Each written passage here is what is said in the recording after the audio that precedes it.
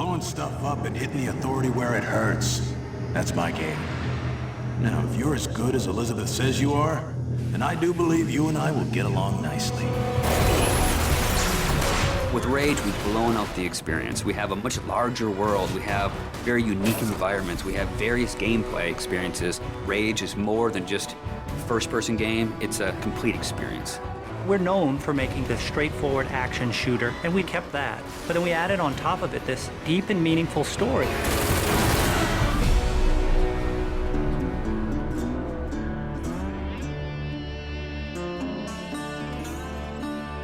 So the story of Rage. We had the setting, we knew we wanted to have it on Earth, then we had to decide how we would destroy the planet. And we actually found that there's a real asteroid, which is called Apophis, which will pass by the planet around 2036. So in the fictional world of Rage, when the governments of the world discovered that Apophis would hit us and destroy most of civilization, they initiated a program called the Eden Project. So the game starts out where you are an Ark survivor. You are one of those people buried in 2036. Your Ark emerges from the ground 100 years later. Unfortunately, you're the only one that survives in your Ark. So when you step out, you are alone. And it's this post-apocalyptic world that you rise up in, and it's this twisted version of the reality you used to know, and you really don't know what to expect. Current position unknown. There's mutants and there's bandits, you know, and there's groups of settlers trying to survive. You people are only trouble. Now be on your way. The world has moved on, and it has its own thing going. We don't give the character a name or a face that's unique to the story. We want the player to jump in and actually add his own identity into that character. So when you step out of your Ark in Rage, you have no idea what your role in the bigger conflict will be. At first, all you are worried about is surviving. And you team up with some settlers, and you're doing some odd jobs. So here's what I need you to do.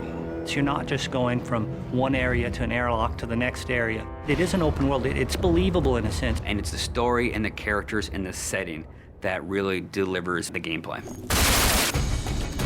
You're driving across these landscapes, and you're going visit people here, and they're giving you jobs to do. And as you head out of your safe zone, you enter like a combat area. So you may find a handful of bandits with rocket launchers mounted on their cars. And as a player, if you wish to engage them, you can. If you wish to try to run and gun and get out of there, you can. Then the story starts unfolding, and you realize that these warring bandit clans, they all occupy a certain area of the wasteland. They own it. They'll attack you if you go in there and you don't look right. Then the same thing with the towns.